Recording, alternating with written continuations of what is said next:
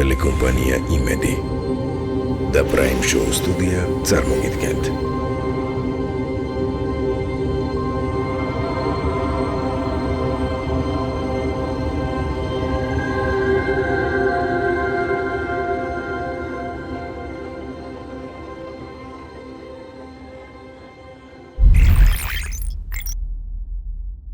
მოგესალმებით ბატონო როინ, ჩემთვის დიდი პატივია თქვენი სტუმრობა და მადლობა იმისთვის რომ აქ ხართ.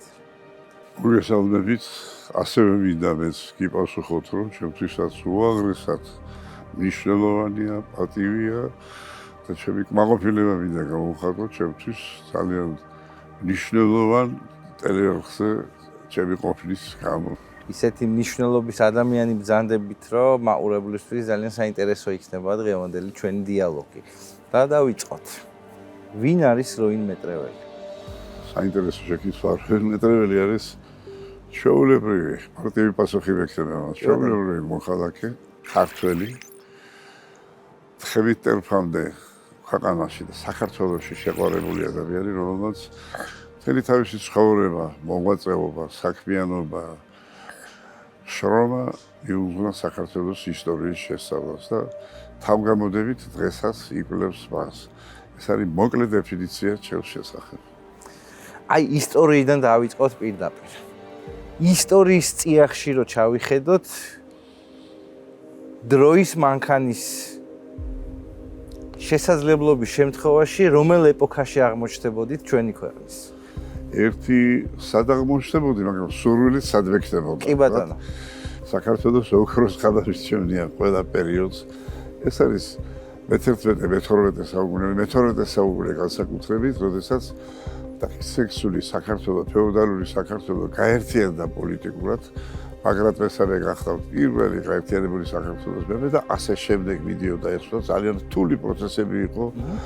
შიდა პოლიტიკური სირთულეები, გარე პოლიტიკური ასევე სირთულეები, მაგრამ არის მეფე. სრულიად საქართველოში დავით აღმაშენებელი, რომელმაც მიაღწია ზენიტს ეპოქას პოლიტიკური, კულტურული და ეკონომიკური განვითარებისა. დავით აღმაშენებელს არც მტერი ნაკლებია, არც ბრძოლები ქონია ნაკლები, დაწყებული გაერთიანებული საქართველოსთან უმძიმესად მოდის ესე, მაგრამ საქართველოს როგორც აყვავებული ეს არის მე-12 საუკუნე თამარ მეფის ჩათვლით. ბატონო როინ, მაგრამ მოდით აი სიღრმეებში წავიდეთ რა. აღმოვაჩინე, არ ვიცოდი. აი სანამ ჩაწერას დავიწყებდით რაღაცა ინფორმაციას ვკითხულობდით თქვენ შესახებ და არ ვიცოდი რომ აბას თუმანში დაიბადეთ. აი მოდით აი ის პერიოდი გავიხსენოთ ჯერ ბავშვობა აბას თუმანში. კი ბატონო. როგორი იყო? ნამდვილად აბას თუმანში ვარ დაბადებული და რატომ? ჩემი მშობლები სწავლობდნენ თბილისის სახელმწიფო უნივერსიტეტში, გეოგრაფია, გეოლოგიის ფაკულტეტზე. როცა დაამთავრა ბაბამ, ესე იგი ბაბა ჩემი იყო მეტეოროლოგი, დედა ჰიდროლოგი. ეს არის პერიოდი 1939 წელი და გამწესეს აბას თუმანში ასტროფიზიკურ ობსერვატორიას ჰქონდა თავისი განყოფილება. ეს იყო აბას თუმანის მეტეოროლოგიური სადგური და ეს პატარა საკმაოდ ყმაწვილი კაცი, ახალგაზრდა კაცი დანიშნეს მის დირექტორად. გარკვეული დროის შემდეგ, როდესაც ომი დაიწყო, ეს გასამხედროდა და ეს ძალიან სერიოზული ეს მიიღო. ეს მის შემდეგაც არსებობდა ეს გარკვეული დრო. იქ 38-ში შეირთო მეუღლე თავისი ანუ დედაშები და დედაც წავიდა იქ და დედაც იქვე მუშაობდა მეცნიერ მუშაკად. მამა დირექტორი იყო, დედა მე დავიბადე ამიტომ აბას თუმანში. ეხლა აბას თუმანზე სამწუხაროდ ძალიან ცოტა სხვა შემიძლია, იმიტომ რომ გარკვეული პერიოდი ცხოვრობდით, მაგრამ იმდენად პატარა ვიყავი, რომ ჩემს მეხსიერებაში ეს აღარ იყო. მაგრამ 30 წლის რო შემსრულე, აი მაშინ წავედი პირველად მაშინ შემდეგ აბას თუმანი უკვე და ჩემს მეხსიერებაში მაინც როგორც ძალიან ლამაზი, ესეთი საინტერესო მნიშვნელოვანი, იმიტომ რომ იქ რამდენიმე კონფერენცია ჩავატარეთ ჩვენ უკვე ასტროფიზიკურ ობსერვატორიაში თურქეთთან ერთად რამდენიმე სახელმწიფო იღებდა მონაწილეობას და ეს უაღრესად მნიშვნელოვანი იყო ჩემთვის და ასე რომ ეს ჩემ უშუალოდ მშობლების იქ-ყოფას და სამსახურთან არის დაკავშირებული ჩემი და აბას თუმანის ურთიერთობა. მშობლებს როგორ გაიხსენეთ? ისეთ 5 წლისას მამა გარდამეცვალა და მახსოვს მამა.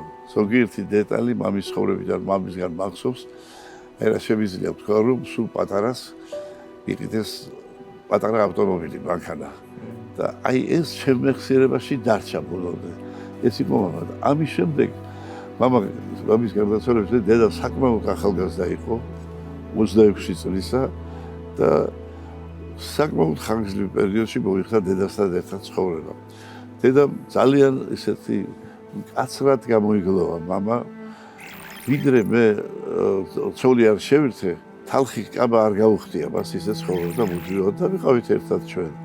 როდესაც ჩემი დაოჯახება მოხდა, აი დედაც ძალიან აქტიურად ჩაება ამ საქმეში, ჩემი შვილების განცდაში და ასე შემდეგ. მაგრამ მაინც ის საკმაოდ ახალგაზრდა 63 წლისა გარდაიცვალა, ჩემთვის მძიმე დანაკლისი იყო და ესე იგი მოგონება იმისა, რომ მან ფაქტობრივად ამ ყვაჭვილმა ქალმა 26 წლისა დაქვრივდა, ცხოვრება მომისულა და ამისი დავიწყება ჩემთვის შეუძლებელია და ამისი მეტი და პატივისცემა ამ მოვლენისა.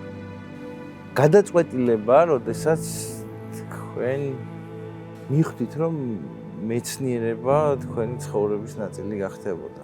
როგორ მოვიდა გადაწყვეტილება? მოგახსენებს მაგას. სკოლაში სწავლის დროს მეხუთე კლასში ისტორიაში დავწერე თემა.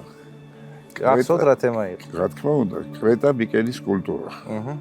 გავდა ძალიან კარგი ისტორიის მასწავლებელი და იმდენად მოეწონა ეს თემა ჩემი, რომ საგანგებოდ გამოაცხადა ამის შესახებ და მე მითხრა, რომ იფიქრე, რომ შენ ისტორიკოსი გამოხვალო მითხრა. რა თქმა უნდა, მე ეს მაშინ არ მიფიქრე ასე.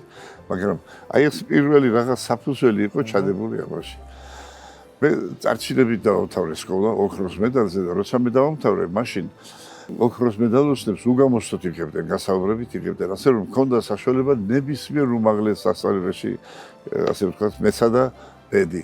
ძალიან რთული იყო საქმე, როდესაც მე მე-11 კლასში უკვე გადავწყვიტე, რომ ისტორიკოსი გავხდარიყავი.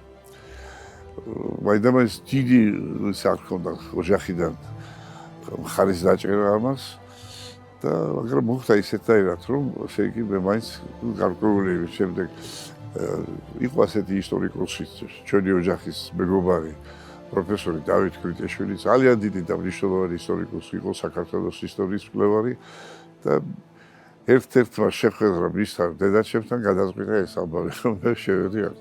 ეს შესვლა. ამის შემდეგ იცით, თქვენ აბსოლუტურად სწორობთ, რომ ადამიანმა უნდა იფიქროს ბევრ რაღაცაზე. საერთოდ, როცა ჰუმანიტარულ დარგში შედის კაცი, ის ძალიან ღრმად დაუფლებაზე უნდა იფიქროს თავისი საქმე. მეცნიერება უნდა იფიქროს ის და მე სიმთავითვე პირველი კურსიდანვე მომიხდა, მე ყავდა არაჩვეულებრივი ლექტორები. 62 წლის ბოლოს გამოვეცი სტუდენტმა, უკვე ასპირანტმა წიგნი ექვთიმე, პირველი მონოგრაფია ექვთიმე საყაიშვილზე გამოვეცი მე. რეაბილიტირებული იქნა ექვთიმე ამ წიგნმა უშველა ის, რომ გადმოვასვენეთ უკვე დიდობის პანთეონში, სხვადასხვა წერილი ქონდა მას მოწერილი, რომ ყველაზე დიდი ოცნება ჩემი დიდობის პანთეონია მომხდა. დღესდღეობით ისევ მე მომიხდა მოხსენების საგანგებო მოხსენებითი ბარათის გაკეთება და დღეს ის თაწმინდაზე თავის დავსახურებლად განისვენებს, მაგრამ აი ფაქტი მოხდა მაშინ. ამას უდიდესი მნიშვნელობა ჰქონდა. მე უკვე ისტორიკოსობა დავიწყე და შოთა მეცხიამ მომკიდა ხელი.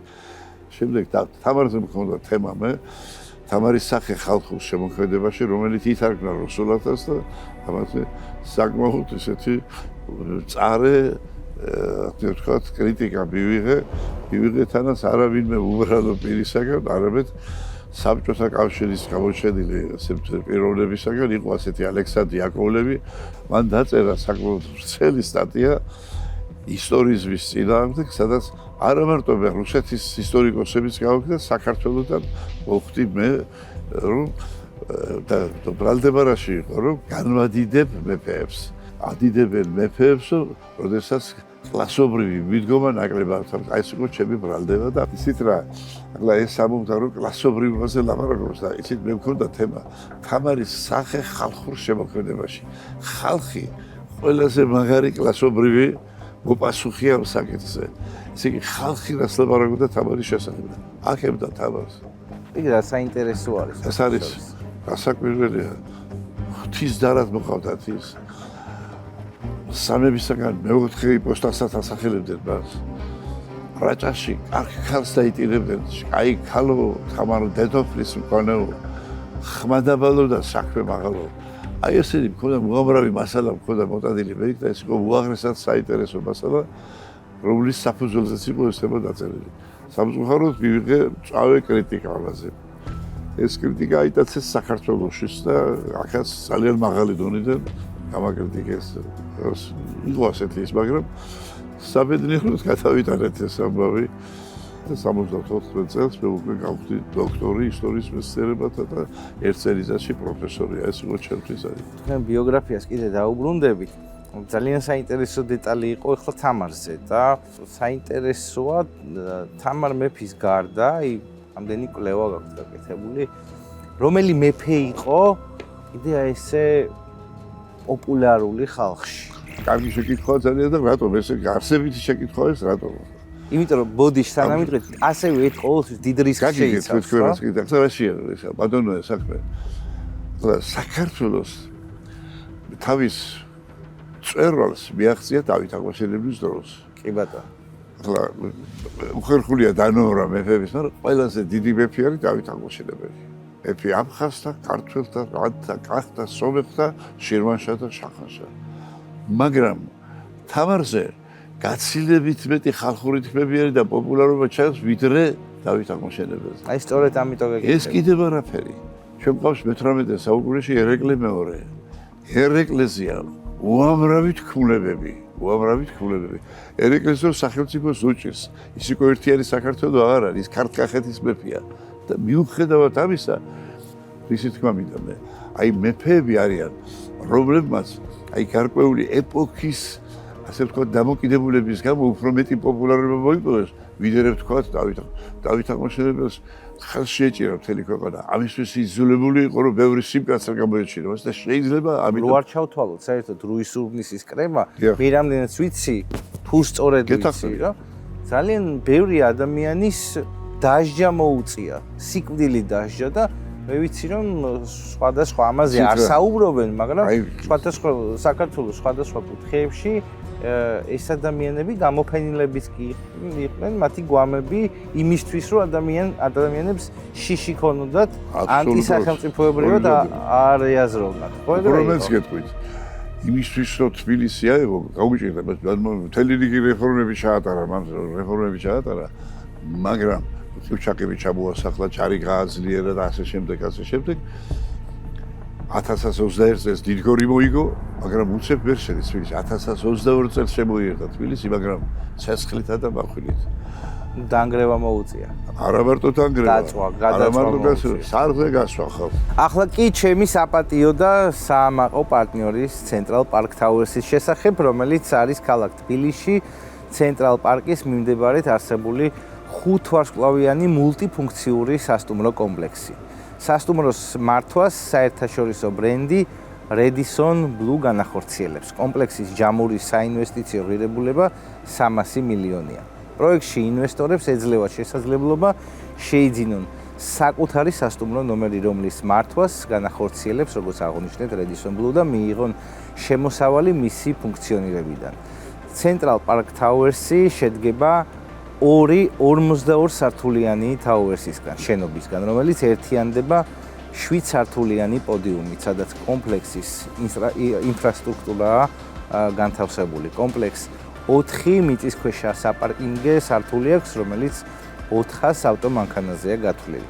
კომპლექსში განთავსებული ინფრასტრუქტურა უპრეცედენტოა საქართველოში, როგორც მასშტაბით, ასევე სოფლიოში წამყვანი ბრენდებით. Redison Blue უზრუნველყოფს კომპლექსში არსებული ყველა სასტუმრო ნომრის ოპერირებას. კომპლექსში 5 რესტორანი და კაფე განთავსდება, რომლის ოპერირებასაც სოფლიოში წამყვანი სარესტორნო ქსელები უზრუნველყოფენ. კერძოდ ბიფბარი, ჩოტომარე, რობერტოსი და ანჟელინა და სხვა ასევე. მოლის ოპერირებას მსოფლიოში წამყვანი ბრიტანული ბრენდი Harvey Nicholsი განახორციელებს რეგიონში ყველაზე დიდი მულტიფუნქციური ივენთ ჰოლი გათვლილია 3000 ადამიანზე, რომელიც ასევე ამ კომპლექსში აღნიშნულ ივენთ ჰოლის ოპერირებას მსოფლიოში წამყვანი ამერიკული კომპანია Live Nation-ი განახორციელებს. მოკლედ, ბევრი საინტერესო სიახლე არის ერთ დიდ პროექტში და რა თქმა უნდა, ყველას ვისაც ამის შესაძლებლობა აქვს, შანსი ხელიდან არ უნდა გაუშვას, მით უფრო რომ ჩადებული 150,000-იანი ინვესტიციით მოგება პროექტის მესვეურები, როგორც პირდებიან, ყოველწლიურად იქნება 35,000. ეხლა დაუბრუნდეთ ისევ თქვენ ბიოგრაფიას. დაწერეთ ნაშრომი, რომელიც გახდა ძალიან წარმატებული, ხო? გავლენაც კი მოახდინა რიგ დეტალზე, რომელიც ექვთიმე თაყაიშვილთან იყო დაკავშირებული. პარალელურ რეჟიმში, როგორც მიმდინარეობს თქვენს მეცნიერულ ზრდასთან ერთად, ასევე იზდებით თანამდებობებსაც, ნელ-ნელა.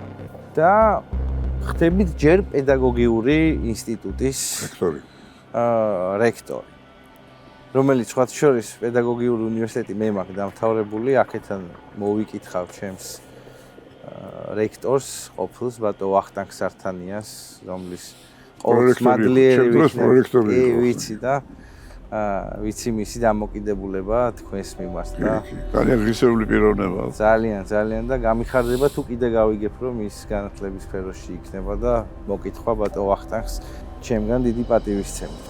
თუმცა სანამ ამ ეტაპზე მივალთ ბატონ როი, ერთი ეგეთი კითხვა მაქვს, რომელსაც ვიცი რომ გულწრფელად მიპასუხებთ, იმიტომ რომ აქტიურად დადიოდა ხმები თქვენ შესახებ. უკვე ჩემ სტუდენტობაშიც კი მიუხედავად იმისა, რომ თემა წლების შავლილი იყო. რომ მაშინ, როდესაც შევარდნაძე უნდა დანიშნულიყო ცენტრალური კომიტეტის პირველ მდივნად, ასევე განიხილებოდა თქვენი კანდიდატურა და ამ გადაწყვეტილების შემდეგ, როდესაც შევარდნაძე დაინიშნა, თითქოს ესე ამბობენ, რომ რაღაცა ფარული ბრძოლები ქონდა სულ თქვენთან მიმართებაში და რაღაცა თითქოს როგორც ყოფილი კონკურენტი თითქოს ბოლომდე არ უყვარდათ. პირველი რაც ვიდა გითხრათ, რომ ნამდვილად, ესე იგი მე მეცნიერებიდან მივედი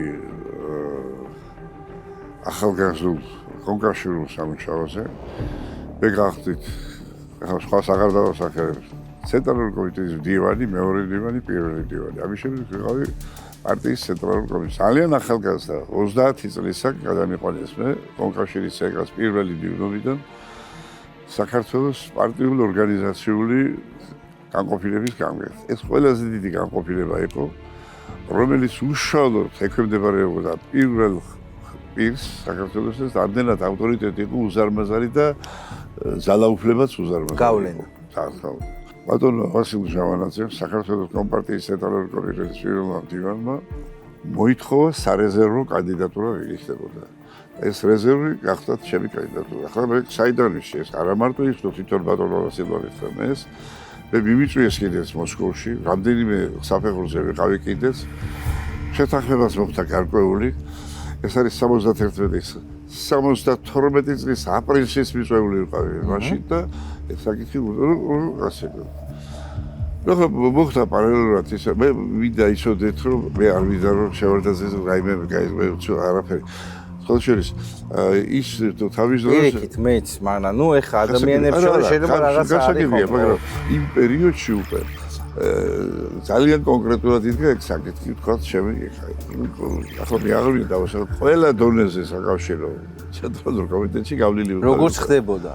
ეს უნდა მოხდარიყო არა ხვალდაზე, არამედ 4 წლის მერე, 3 წლის მერე, ასეთი ვარიანტი იყო ეს, იმიტომ რომ მანამდე კიდევ რაღაც საფეხური იყო.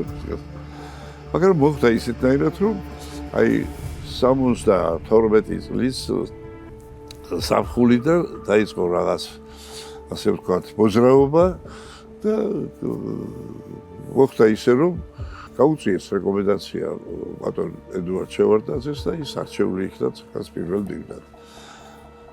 იმავე დღეს მე მიმიწვია, უნდა გითხრათ, რომ ეს იყო ძალიან ისეთი კორექტული საუბარი ერთმანეთში, მაგრამ მითხრა, რომ ჩემი წასვლა შეუძლია და მე იმ წუთში თანახმად ვიყავ.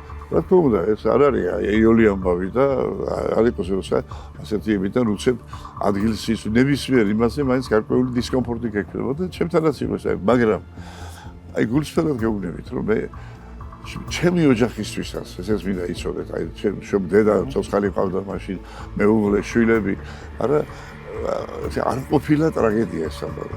კაი გუნა მეკითხა, გული არ დაგწყდა ცოტა მაინც. ცოტა დამწყდა კი, რა თქმა უნდა, არა, ისეთ რა არის. თუმცა მოლოდინი არის უკვე რა თქმა უნდა, როგორ ახლა ადამიანი ვარ მე, რა თქმა უნდა. ახლა რაც შეეხება შევარდაძის დამოკიდებულებას. ახლა ჩემთვის ნელია თქვა, ნუ უყვარდი არ რა თქმა უნდა, ახლა მას რაღაცა ქონდა და ეგრე არ შეიყო, მაგრამ მე რო საკითხარი თქვენ რომ გამაკრიტიკებსო, ეს გაკრიტიკება მოხდა 72 წელს და 74 წლის თებერვალში მოიტანა და თბილისის კონფერენციაზე თვითონ იგივე იმასე გამაკრიტიკებდა. და გამაკრიტიკა გრიგოლ რობაქიძესთან ერთად.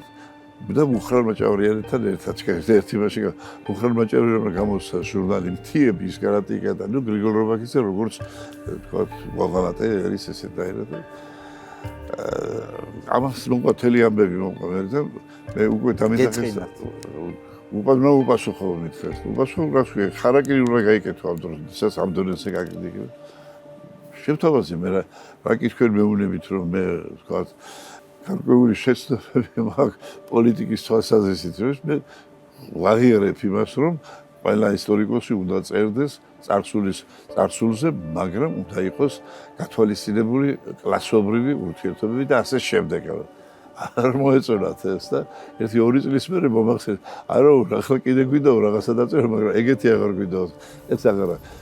მაგრამ უნდა გითხრა, რომ უკვე როდესაც მეორე სტადიაში ბატონი ედუარდი ჩამოვიდა, ესე იგი მან მოინდო მე უკვე რექტორად დავხდი მას თბილისის სახელმწიფო უნივერსიტეტის რექტორი ვიყავი და ძალიან მნიშვნელოვანი ნაბიჯები გადაიდგა ჩვენი ურთიერთობის გამოსწორებისათვის და საკმაოდ ესეთი ნორმალური ურთიერთობა ჩამოგვეყალიბდა შემდეგ. ბატონ როინ, ეხლა უნდა გაგახსენოთ პერიოდი, როდესაც თქვენ უკვე რექტორი ხართ და კვლავ 2003 წელს იცვლება ხელისუფლება და უნივერსიტეტის დერეფნებში ისევ არეულობის მცდელობებია.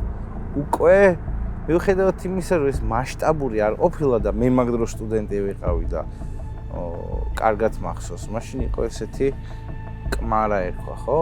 კმარა იწყებდა აქტიურ საქმიანობას კონკრეტულად თქვენ წინააღმდეგ.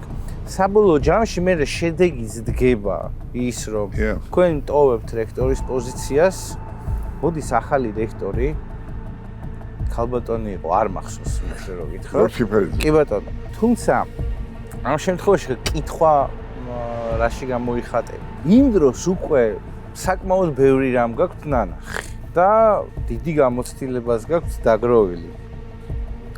როგორ უყურებდით ამ მოვლენებს და ემოციურად რამდენად იმოქმედა თქვენზე, რომ არც თუ ისე ადამიანისთვის, მეცნიერისთვის ასეთი გამოცდილების, ასეთი დამსახურებების მქონე ადამიანისთვის უკვე 2003 წელს ასეთ ადამიანს ასეთი მეთოდებით ებრძვია.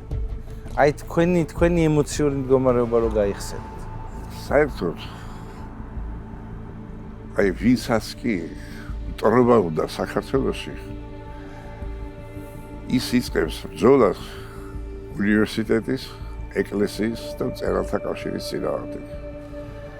უნივერსიტეტი ეროვნული ორიენტაციის განსაზღვრელი იყო ყოველთვის დაწყებული 1918 წლიდან, როცა იგი დაფუძნდა და როდესაც ჯერ პეტრე მელიქიშვილი, შემდეგ ივანე ჯავახიშვილი ჩაგუდგნენ სათავეში, განსაზღვრავდნენ ეროვნულ ორიენტაციას და ასეთ ვითარებაში ხდებოდა ბრძოლა. მე 13-ზე მეტი წელიწადი ვიყავი უნივერსიტეტის რექტორი. ამდენი არ ყოფილა არავინ. თქვენ სწორი ბრძანეთ. კმარას უკან იდგა საზოგადოება. უკან იყო კმარა იმართებოდა ძალიან. თორემ ის კმარელი 5-6 ახალგაზრდა მე მათთან თანამშრომლობდი. არ მინდა ერთ-ერთ მათგანს დავალებას უნივერსიტეტს გააკეთეს და გარკვეულად კონტაქტში ვყავდა ისინი. მაგრამ ზოგი ისე გააზულუქეს, ისე დაემატა წახალისეს, ამ სიგლახეზე რომ ყველაფერს კადრულობდნენ და აკეთებდნენ. ეს კამარა არ იყო. ეხლა უკვე 2003 წელი როგორც ვიმზადებ, ნოემბრის თვე არის, ხო? ვიღაცა ბავშვი შემოდის შემთან და მასებს ქაღალს, სადაც წერია რაღაცა წერია რომ უნდა გადადგეთ თქვენ. არ ვერ ვიცი ვინ ახარ მე ვთქვი, არ ვერ გაიქცა ეს ბავშვი იქ. ცოტა ხანში მოვიდა ტელევიზია, საერთოდ უკვე გამზადებული იყო ამისთვის ეს და მეკითხებიან მე რომ თქვენ რას ვარაფერს ვუხარი ვაგზელებ მუშაობას. მაგრამ დამთავრდა ეს ყველაფერი მე გავიგე სიტუაცია რა. ეხლა კმარა დაბრალება მე ეს არის ის საზოგადოება რომელიც კმარის სულს უკარიდგა. და ეს გახდა ჩემთვის ცნობილი ვინ იბრძოდა. ამიტომ ავდექი და გადავდექი მე. ამ გადადგომის მერე მოხდა ის გამოსვლები, რასაც ჩვენ ვზარდეთ. იქ დიდი გამოსვლები 30-40000 კაცი მოვიდა. კატეგორიულად ითხოვდნენ რექტორის საკითხად. დიდი საბჭო მოვიდა სახში ჩემთან. ყველა წევრი და მთხოვეს რომ დაბრუნებულიყავი. უარზე ვიყავი მე. იყო ქალბატონი ნინო ბურჯანაძე, უმაღლესი საბჭოს თავმჯდომარე მთხოვა, შვანია მთხოვა, დარბირეკა არ. ამ დროს მირეკავს თვითონ სააკაშვილი და მე შენ კაბინეტში ვარ და ძალიან გთხოვ მოვხიდო. მივედი. იქ დახვდა მართლაც სააკაშვილი, იქ იყო ბარიკა ლორთიფაიძე, ოთარ ჯაფარიძე. ძალიან გთხოვ ვითხარ რომ და თან ვთხოვა რომ კარგი თუ გიჭირს 2 წელი მაინც დარჩი რექტორატო. აი მის სიტყვებს გეუბნებით 2 წელი დარჩი რექტორატო. ხო და მე ვთქარი ცოტა ხანს ვიქნები და მე მოვახერხებთ რაღაცას, იმიტომ რომ გარკვეული მიზეზის გამო მე ვთქარი, აა შობია რომ ვის მოიყვანო თქვენ. კატეგორიულად ვითხრა რომ არავითარ შემთხვევაში არ. ამის შემდეგ დავბრუნდი მე. ამის შემდეგ ერთი თვენახევარი გავიდა, მოვიდა თვითონ ჩავატარეთ დიდი საბჭოს ხდება, გამოვიდა და მაქომი დაიბეჭდა ეს. მაქო ჩვენი საბჭო. რომ თქვენ გადაიტანეთ ამ ხელა რამე შეინარჩუნეთ უნივერსიტეტი და სხვა და სხვა. ქება დაიჯერეთ? არა, რა თქმა უნდა, მაგრამ დაიბეჭდა. მთელი 6-7 თვე დავრჩი ამ შემთხვევაში. გამოსები მე ჩავატარე და ბოლო დღესაც როცა სექტემბრის 28, როდესაც უკვე ჩვენ უნივერსიტეტი გამოვიდა კატეგორიული წინააღმდეგი ახალი ასე ვთქვათ დებულებებისა, რომელიც განათლებაში იქნებოდა მიმიწვიეს და მაშინ შემიცხადა რომ შეიძლება შენი წასვლა, მაგრამ მანასაც ჟანიებას მეუბნებიან რომ ახადაკ უნდა. როგორი შეიძლება ბატონ როინ, როდესაც 13 წელი ატარებ, ხელმძღვანელობ, გაქვს დიდი გავლენა, ხარ პროცესების მონაწილე, ინიციატორი და დგება მომენტი, როდესაც გვერდიდან უყურებ მოვლენებს და უყურებ როგორ მართავენ სხვები იმას, რასაც თავად წლების განმავლობაში ქმნიდი. აი როგორი შეგრძნება არის? ძიმე. იცით, ყველაზე ძიმე აი გვერდიდან ყურებისას ისიც რა იყო, ახლა პირველად ვამბობ რომ უნივერსიტეტი დაანგრიეს. პირდაპირ მნიშვნელობით. უნივერსიტეტში იყო 22 ფაკულტეტი. ერთ დღეში შექმნეს 6 ფაკულტეტი. ესე იგი გარდაქმნა რეკონსტრუქციას არ ვიცი. ერთ დღეს გაათავისუფლეს 1500 კაცი. ერთი ბრძანებით. ხალხმაც არ იცოდა ისე. მოხდა ისეთად რომ ერთ-ერთი ჩვენი კათედრის წევრი, ჩვენი თანამშრომელი მივიდა ხელფასის ასახებად და მოლარ ეუბნება რომ შენ როგორ მოხსნი ხარ, აღარ ახარო შენ ხო? გაუსხდა გული და მოგდა იქ მეგონა ეს კაცი. აი ასეთი ვიტარი, აი გვერდიდან ეს არის უმძიმესი დასალახარი. ახლა ელემენტარულ ფარბავს გეტყვით მე თქვენ. უნივერსიტეტში იყო ძალიან კარგი ივანე ჯავახიშვილის ამ უნივერსიტეტის დამფუძნებლის კაბინეტი. სადაც კათედრაც იყო საქართველოს ისტორიის, სადაც სტუდენტებსაც ვავეცადინებდით, ლექციებსაც ვატარებდით. შესანიშნავი ბიბლიოთეკა იყო. სახლიდან მქონდა მე მიტანდილი 65 ტომი ენციკლოპედიის პირველი გამოცემის მოხარულის რედაქტორობის. შესანიშნავი წიგნები, ბავშვებს სხვაგან წასვლა არ უხდებოდა სტუდენტებს იქ უძვირფასესი ივანე ჯავახიშვილის რუკა და ასე შემდეგ. გაუხრეს ეს, არა მარტო დაანგრიეს. დაანგრიეს რუსთაველისკა გააუხრეს რუსთაველის კაბინეტი. ვაჟა-ფშაველა იმ ოთახში, სადაც ვაჟა გარდაიცვალა, გქონდა ჩვენ ვაჟა-ფშაველას კაბინეტი მოსკოვილი, მესამე სართულზე. ამისი ყურება მძიმე ნებისმიერი კაცისთვის და მით უმეტეს ადამიანისთვის, რომელსაც ახლა არ მინდა ბრაზდებოდით? იცით რა, რაზდებოდი რა. აი რო ხედავთ. წინდა ესამა, რასაკვირველია. დღეს რო ჩაულით ხოლმე უნივერსიტეტს, რა შეგრძნება გაქვთ? ესე იგი, ყოველთვის მქონდა კრძალვის შეგრძნება უნივერსიტეტთან, მე გეტყვით. ჩემთვის, აი რაღაც სასწაული იყო პირველი დღე, როდესაც მე უნივერსიტეტის ღრუბლზე გადავედი და რაღაც სხვა მღელვარება მქონდა, მაგრამ მე 50 წელი ვიყავი უნივერსიტეტში. ყოველთვის ეს გზნობა მახასიათებდა, მაგრამ რექტორი რო გავხდი, აი მაშინაც იგივე ვწდოდი მე.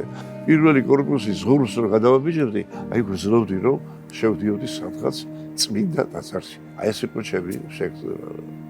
ბატონ როინ, ეხა უნდა ვკითხოთ თქვენი ცოტა პირადი ნაწილიც.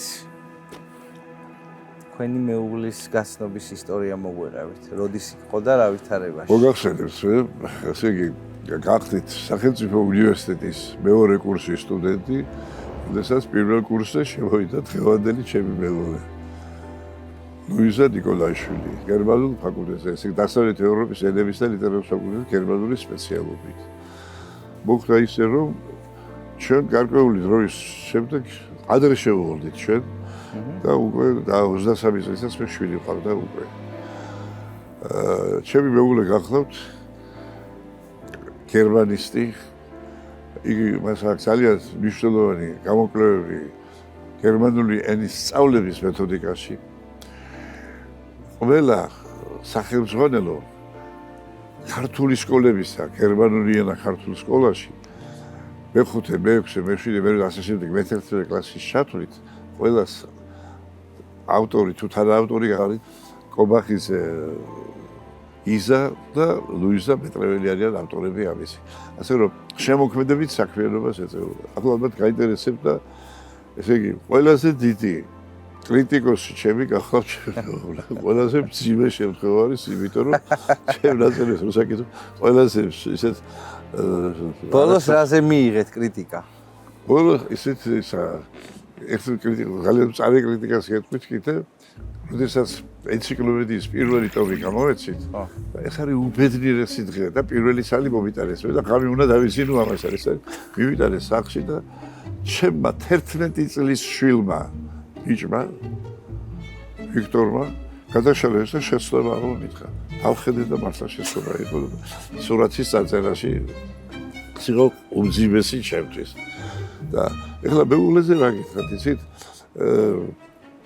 ძალიან ხშირია ეგეთი მძიმე, ესე იგი ყოველთვის რას ვაკეთებ, როგორ ვაკეთებ, კორექტორებს ყველაფრისას ახულებს აკითხავს, რომ პრინციპში თანაავტორი არის ჩემი და აი მე სასიკეთო საქმეს ვიკეთებ ძალიან ბევრს.